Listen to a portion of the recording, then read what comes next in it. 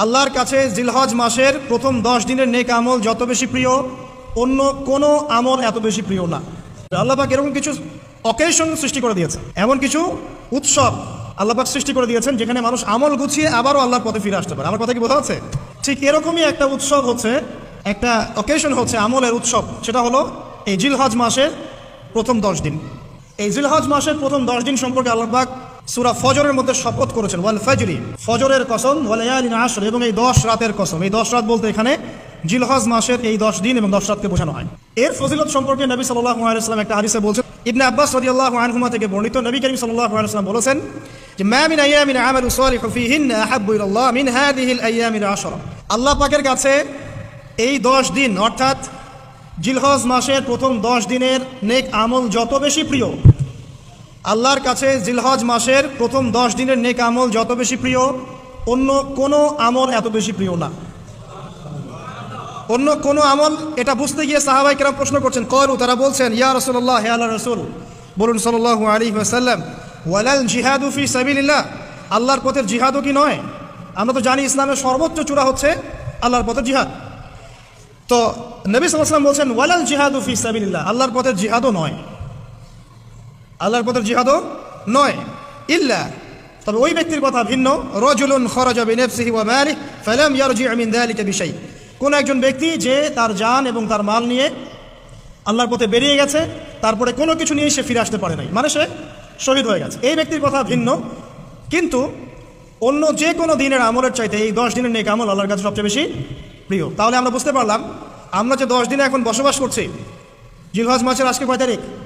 1 তারিখ। এই যে আল্লাহ পাক নিয়ামতের সাথে আমাদেরকে বাঁচিয়ে রেখেছেন, এই 10 দিন আমল করার সুযোগ দিয়েছেন, এই কৃতজ্ঞতা স্বীকার করে আমরা কিন্তু শেষ করতে পারবো না। পারবো না। প্রশ্ন হচ্ছে যে এই 10টা দিন আমরা কিভাবে কাজে লাগাতে পারি।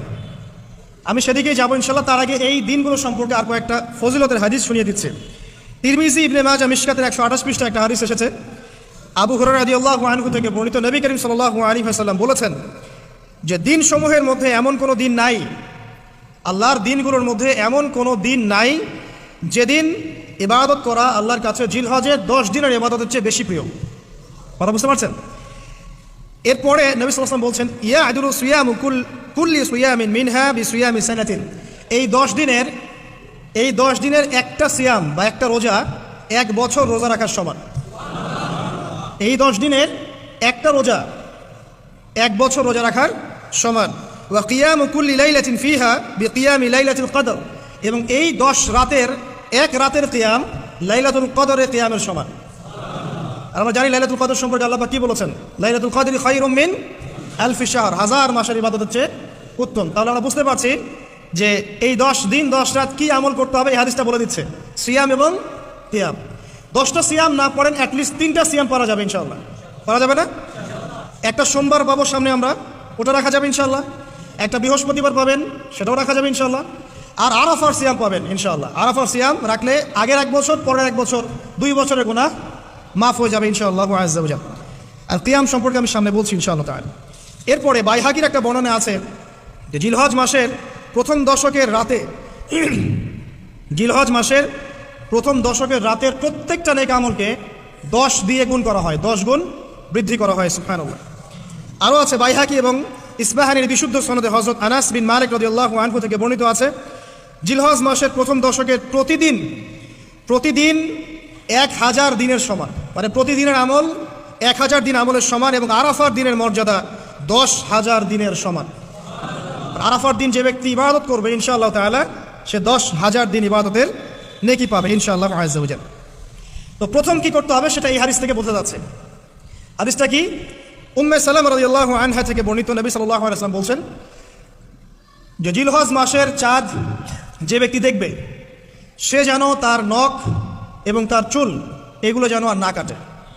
চাঁদ দেখে ফেলেছেন, কুরবানি করা পর্যন্ত এখন চুল আর নখ যেন সে না কাটে। যদি না কাটেন তাহলে কি হবে? আপনি একটা পূর্ণাঙ্গ কুরবানি নেকি পাবেন ইনশাআল্লাহ। আর একটা কুরবানি নেকি কি জানেন? কুরবানির পশুর গায়ে যতগুলো লোমকূপ আছে ততগুলো নেকি আপনার আমল নামায় যুক্ত হবে ইনশাআল্লাহ আযজা ওয়া জাল। এগুলো হাদিস। এখন আমরা প্র্যাকটিক্যাল কিছু কথায় আসি যে কিভাবে আমরা এই 10টা দিনকে কাজে লাগাতে পারি। আমি সবার আগে দোয়া করছি, আল্লাহ পাক যেন আমাকে সবার আগে এর উপর আমল করার তৌফিক দান করেন, আমার পরিবারকে তৌফিক দান করেন এবং অতঃপর আপনাদের সবাইকে যেন আল্লাহ পাক এই তৌফিক দান করেন, আমিন। এক নাম্বার, যদিও কাজটা খুব ডিফিকাল্ট এবং এই যুগে এই জেনারেশনের জন্য কাজটা অনেক বেশি ডিফিকাল্ট, অলমোস্ট ইম্পসিবলের মতো, সেটা হচ্ছে এশার নামাজের পরপর ঘুমিয়ে যাওয়া, তাই না ভাই? এই কাজটা এখন কোয়াইট ইম্পসিবল, এশার নামাজের পরপর ঘুমিয়ে যাওয়া। কিন্তু চেষ্টা করতে হবে, আল্লাহ তৌফিক দান করুক, 10টা-11টার মধ্যেই যেন আমরা ঘুমিয়ে পড়তে পারি। আল্লাহ তৌফিক দান করুন, সবার আগে যেন আমাকে তৌফিক দান করে। কোনো রাত এমনও কেটে যায় ফজরের নামাজ পড়তে হবে জন্য সারা রাত জেগে থাকতে হচ্ছে। আর আমাদের সময়ে বারাকা কমে গেছে, জানেন? আমাদের সময়ের মধ্যে বারাকা কমে গেছে, এটাও কিয়ামতের সাইন। নবী সাল্লাল্লাহু আলাইহি ওয়াসাল্লাম বলেছিলেন কিয়ামতের আগে আগে একটা বছর একটা মাসের মতো চলে যাবে, একটা মাস একটা সপ্তাহের মতো যাবে, একটা সপ্তাহ একটা দিনের মতো চলে যাবে, একটা দিন একটা ঘন্টার মতো চলে যাবে। তাই হচ্ছে না এখন? এই 7 দিন আগে আমরা জুমা পড়লাম, দেখেন 7 দিন, এই যে গত কয়েকদিন আগেই আপনি কুরবানির পশু জবাই করলেন, আবার কুরবানির ঈদ আপনার সামনে। সময় খুব দ্রুত চলে যাচ্ছে, আমরা বুঝতে পারছি না। কারণ হচ্ছে, একটা কারণ আমি ফাইন্ড আউট করছি, সেটা হচ্ছে আমরা এখন ফজরের সালাতটাকে জামায়াতে গুরুত্ব দিচ্ছি না এবং ফজরের নামাজের পর থেকে আমরা জেগে থাকছি না, অনেকেই, বেশিরভাগই যারা থাকছে আলহামদুলিল্লাহ। এই কারণে ওই যে বরকতময় সময়টা সকালে, এটা আমরা পাচ্ছি না। এই কারণে দিনটা আমাদের ছোট হয়ে আসছে, দিনে কাজগুলো আমরা শেষ করতে পারছি না, রাত জাগতে হচ্ছে, আর রাত জাগলে তো ফজরে ওঠা সম্ভব হচ্ছে না। সো এই সমস্যাটা হচ্ছে ফজর কেন্দ্রিক, ফজরটাকে গুরুত্ব দিতে হবে সবচেয়ে বেশি। আল্লাহ পাক আমাকে তৌফিক দেখ, আপনাদের সবাইকে তৌফিক দান করুন। এই 10টা দিন আমরা প্র্যাকটিস করবো ইনশাআল্লাহ। রমাদান মাসে আমরা যেমন প্র্যাকটিস করেছিলাম 1 মাস আল্লাহর আনুগত্যের, এই 10টা দিন উৎসবের উৎসাহ নিয়ে আমরা আবার প্র্যাকটিস করবো ইনশাআল্লাহ আজ্জা ওয়া জাল। আর এই বিষয়গুলো বেশি বেশি প্রচার করবেন অনলাইনে, কারণ আমাদের জাতিটা, আমি জানি না সৌভাগ্য না দুর্ভাগ্য, আমরা খুব ইস্যু পাগল জাতি। ইস্যু একটা ধরিয়ে দিবেন, এটা নিয়ে আসতে থাকবেন, যে কোনো ইস্যু। নবী সাল্লাল্লাহু আলাইহি ওয়াসাল্লামকে অবমাননা করা হয়েছিল, এখন কয়জনের মনে আছে? মনে আছে কয়জনের? তারপরে ইস্যু চলে আসলো বন্যা, এখন কয়জনের মনে আছে যে বন্যা হয়েছিল? এখন আছে সেতু, এটা নিয়ে সবাই কথাবার্তা বলছে। এরপরে দেখবেন আরেকটা নতুন ইস্যু, সেতুর কথা মানুষ ভুলে যাবে। আমরা কেন জানি সাইকোলজিক্যালি এমন হয়ে গেছে যে ইস্যু একটা ধরিয়ে দিলেই 5 দিন 7 দিন 10 দিন কথা বলতে থাকি, আবার ইস্যুও শেষ, কথা বলাও শেষ, মানুষ ভুলে যায়। তো এই কারণে মনে করিয়ে দেওয়ার স্বার্থে জিলহজের 10 দিনের ফজিলত আমাদের সবাইকে মনে করিয়ে দেওয়া লাগবে, ঠিক আছে?